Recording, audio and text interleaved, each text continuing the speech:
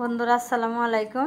আজকে আমি চলে এসেছি আমাদের বাড়িতে আমার ভাসুরের মৃত্যুবার্ষিক উপলক্ষে বড় একটা খরচের অনুষ্ঠান করতেছে, তাই আমি বাড়িতে চলে আসলাম। আমি দুধ কেনার দৃশ্যটা দেখাইতে পারি নাই, কিন্তু দুধ জাল দেওয়া হয়ে গেছে, এখন দই পাতবো, সেই দৃশ্যটাই সবাইকে দেখাবো। এই দুধগুলো সুন্দর করে জাল দিয়ে নিছে, লাল করে একবারে।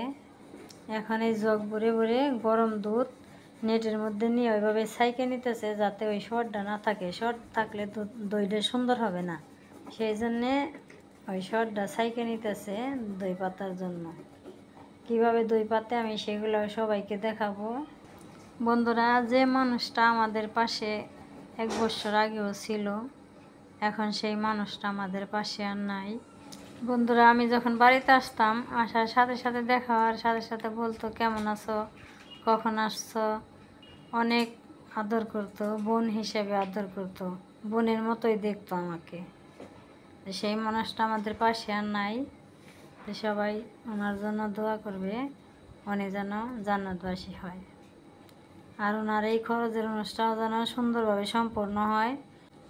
এই যে বন্ধুরা, দই পাতা হয়ে গেল।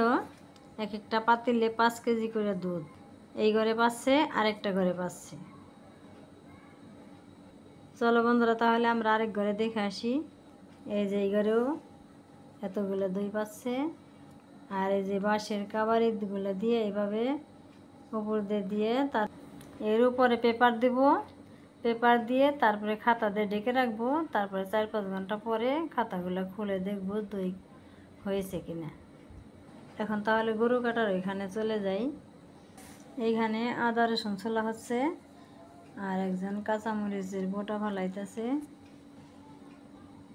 এত আদা রসুন তো বাটা সম্ভব না, এই জন্যে এখন এই আদা রসুনগুলো সব ব্লেন্ডার করে নিতেছে। একজন একটু সিচে নরম করে দিতেছে, আর একজন ব্লেন্ডার করতেছে। এখানে সবাই গরুর মাংসগুলো বানিয়ে নিতেছে। এখানে একটা গরু নিয়ে আসছে, আরেকটা গরু এখনো কাটে নাই। বন্ধুরা, এই গরুর মাংসের সাথে 75 কেজি খাসি মুরগির মাংস আছে। বন্ধুরা, 15 মণ গরুর মাংস আর হচ্ছে 30 মণ দুধ।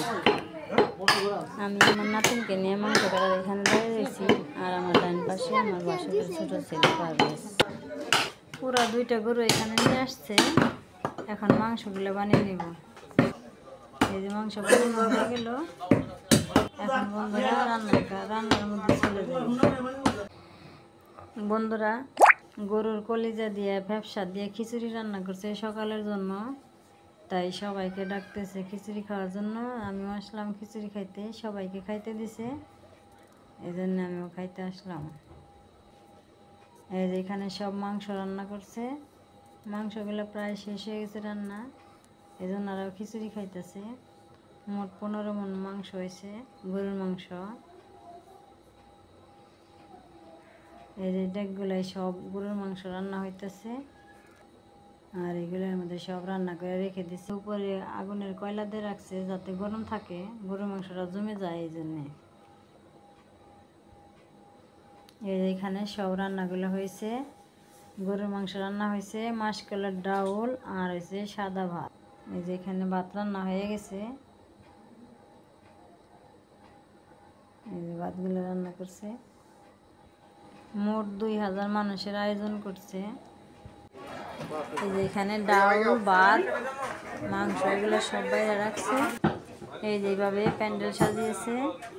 এখন মিলাদ শেষ হয়ে গেল, এখন খাওয়ার পর্ব শুরু হয়ে যাবে।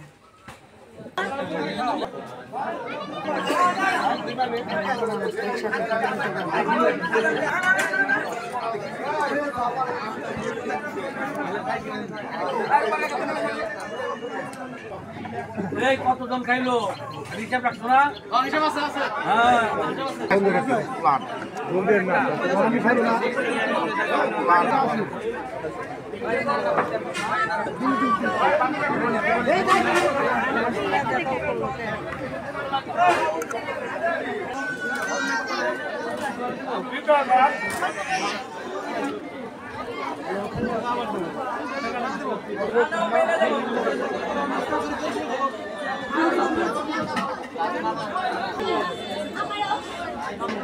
এভাবে দুই দুয়ারে বৈঠক দিয়ে দিছে।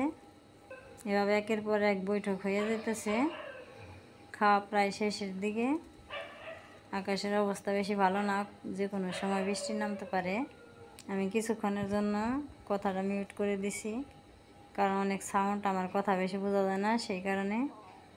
আর এই অনুষ্ঠানটা আমার ভাসুরের একার নয়, আমার জালেরও, কারণ আমার জালে জীবিত আছে, সে পর্দাশীল, হজ করে আসছে, এই জন্য তার চেহারা আমি দেখাইলাম না।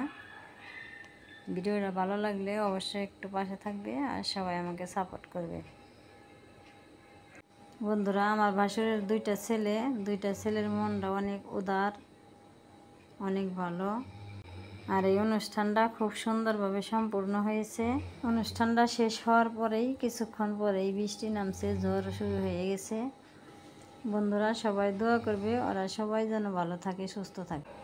বন্ধুরা আমার ভাসুরের জন্য দোয়া করবে, উনি যেন জান্নাতবাসী হয় আর আমার জালের যেন দীর্ঘায়ু হয়, সবাই কামনা করবে। আর আমি যে কথাগুলো বলতেছি, আমি কিন্তু অনেক আবেগ নিয়ে বলতেছি, তবুও বলতেছি।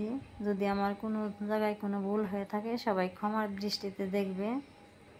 আর যে মানুষটা আমাকে ছোট বোনের মতো দেখতো, সেই মানুষটা আমাদের পাশে নাই। সবার সুস্বাস্থ্য কামনা করছি। সবাই ভালো থাকবে, সুস্থ থাকবে, সাবধানে থাকবে। তাহলে আজকের ভিডিও এখানেই সমাপ্ত। আল্লাহ হাফেজ।